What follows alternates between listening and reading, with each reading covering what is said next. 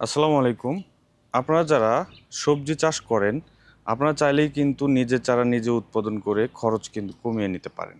এই যে আমরা চারা উৎপাদন করে আপনাদের কাছে সরবরাহ করতেছি, এই চারাটা চাইলেই আপনারা নিজেরাও কিন্তু এটা তৈরি করতে পারেন। তো এই নিজের চারা নিজে তৈরি করার জন্য আমাদের মাঝে এক অতিথি ভাই আসছে সেই জামালপুর থেকে। তো তিনি আসলে কি চাষ করতে চান এবং কেন নিজের চারা তিনি নিজেই তৈরি করতে চান এই বিষয়ে আমরা একটু তার কাছ থেকে জানবো এবং আমি আপনাদেরকে জানাবো আপনারা যারা অল্প পরিসরে চারা তৈরি করতে চান এবং নিজেরাই উৎপাদন করে আপনারা খরচ একটু কমাতে চান, আপনারা আহ, এই পদ্ধতিটা আমি কিন্তু সংক্ষিপ্ত আকারে আপনাদেরকে জানাবো কিভাবে আপনি কোকোপিট নিয়ে বীজ নিয়ে ট্রে নিয়ে আপনারা চারা তৈরি করবেন। এই বিষয়টা আমি আপনাদেরকে একটু ক্লিয়ার করার চেষ্টা করব। তো আসসালামু আলাইকুম ভাই। ওয়ালাইকুম আসসালাম ভাই। ভাই আপনার পরিচয়টা একটু যদি আমাদের জি, দর্শকদের একটু দিতেন। সরিষাবাড়ি জামালপুর। আমার বাড়ি সরিষাবাড়ি। আপনার নামটা? মোহাম্মদ আজাদ মিয়া। সরিষাবাড়ির জামাল। হ্যাঁ। আচ্ছা, আপনি সেই সরিষাবাড়ি থেকে আমাদের এই নার্সারিতে এসেছেন। হ্যাঁ, মূলত আপনি নিজের চারা নিজেই নিজেই তৈরি করবেন। তৈরি করতে চাই। হ্যাঁ, আচ্ছা, তো আপনার কেন মনে হলো যে নিজের চারা নিজে তৈরি করলে? নিজের বাড়িতে নিজে চারা তৈরি করলে অনেক ভালো হয়। এই আপনাদের কারণে ওইদিকে কি চারা আগের থেকে তৈরি হয়? মানে টবের ভিতরে চারা তৈরি হয় না। আমি এই প্রথম নিতে আসছি। মাটিতে করে সব? মাটিতে সবাই চারা উৎপাদন করে, আমি ট্রেতে চারা উৎপাদন করতে চাই। আচ্ছা, আমরা আপনাদেরকে যতটুকু বুঝাইলাম তাতে কি আপনি মোটামুটি বুঝতে পারছেন তো জি, কিভাবে চারা তৈরি করতে হয়? জি, কোকোপিটের ভিতরে চারা তৈরি করতে পারবো, এই উদ্যোগে আসছি। তো বিষয় হচ্ছে যে দেখেন আমাদের এখানে যে সিডলিং ট্রে দেখতে পাচ্ছেন আপনারা, এই সিডলিং ট্রের মাধ্যমে কিন্তু আপনারা চারাগুলো তৈরি করতে পারবেন। তো এখন মূল ফ্যাক্টটা হচ্ছে যে একটা আপনার কিন্তু একটা পলি হাউস করতে হবে। এই যে ধরেন এখানে দামি পলি দেওয়া আছে, ইউভি পলি, এটা না হলেও চলবে।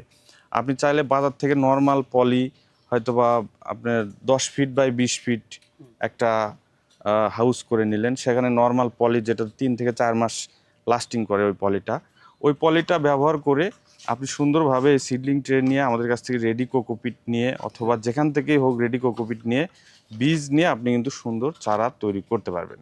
তো আমরা যদি সেই পুরো প্রসেসটা আপনাদেরকে একটু জানাই, হয়তোবা আপনাদের পাশাপাশি ভাইও আরও একটু বুঝতে পারলো। তো আমরা প্রথমত দেখেন আমার হাতে যে ট্রেটা আছে এটা 105 সেলের ট্রে। এরকম অনেক সেলের আছে, 128 আছে, 72 আছে, 50 সেল আছে। আপনার সবজির আকার অনুযায়ী কিন্তু আপনাকে ট্রে সিলেক্ট করতে হবে। আপনি যদি মরিচ বেগুন করেন তাহলে 105 সেল, 128 সেল এগুলোতে আপনি করতে পারেন। আর যদি আপনি লতা জাতীয় ফসল করতে চান সেগুলো আপনার 50 সেল আছে, 72 সেল আছে। সেগুলোতে সেই চারাগুলোতে কিন্তু খাবার একটু বেশি প্রয়োজন হয়। তো এই জন্য আমরা একটু বড় সেলের ট্রেগুলো নিব। তো আমরা যেহেতু মরিচ বেগুন করব সেহেতু আমাদের 105 সেলেরটা সিলেক্ট করলে মোটামুটি এটা একটা পারফেক্ট সাইজ। তো এই এক একটা ট্রেতে আপনার 1.5 কেজি কোকোপিট প্রয়োজন। 1.5 কেজি কোকোপিট। আমি যদি আপনাদেরকে কোকোপিটগুলো দেখাই, এই যে আমাদের কিন্তু এখানে রেডি কোকোপিট আছে।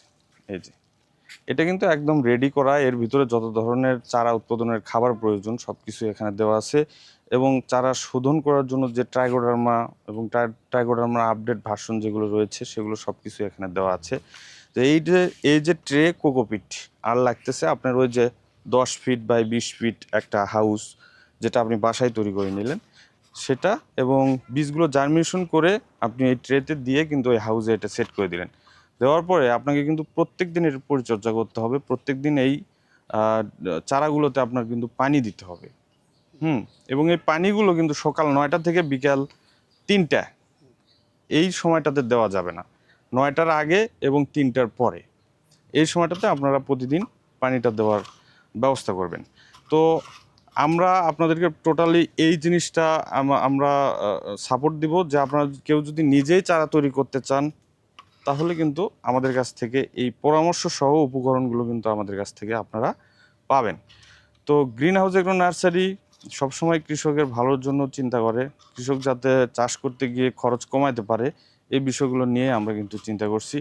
তো ভাইয়ের কাছে জানতে পারবো যে আপনি যে আমাদের এখানে আসলেন, জি। অবশ্যই আপনি অনলাইনে ভিডিও দেখে আসছেন তাই না? তো এখানে অনলাইনে এসে আপনি কি দেখলেন বুঝলেন আসলে? না, ভালো। মানে আমাদের সবকিছু যে যে দেখে। চারা উৎপাদনের যে সিস্টেমগুলো হ্যাঁ, এটা কেমন লাগছে? ভালো লাগছে। ভালো লাগছে না? হুম। তো আমরা আশা করি যে আপনি এখান থেকে সাকসেস হন। হ্যাঁ, হুম, হুম। আপনার পাশাপাশি আপনার দেখা দেখি হুম। আরও কৃষক যাতে নিজেরাই চারা উৎপাদন করতে আগ্রহী হয়, হ্যাঁ, এই জিনিসটা যেন আমরা চাচ্ছি আপনার মাধ্যমে সেখানে ছড়িয়ে পড়ে। ঠিক আছে, তো ধন্যবাদ। দর্শক ভালো থাকবেন, সুস্থ থাকবেন, আগামীতে ইনফরমেশন ভিডিও নিয়ে আসবো। আসসালামু আলাইকুম।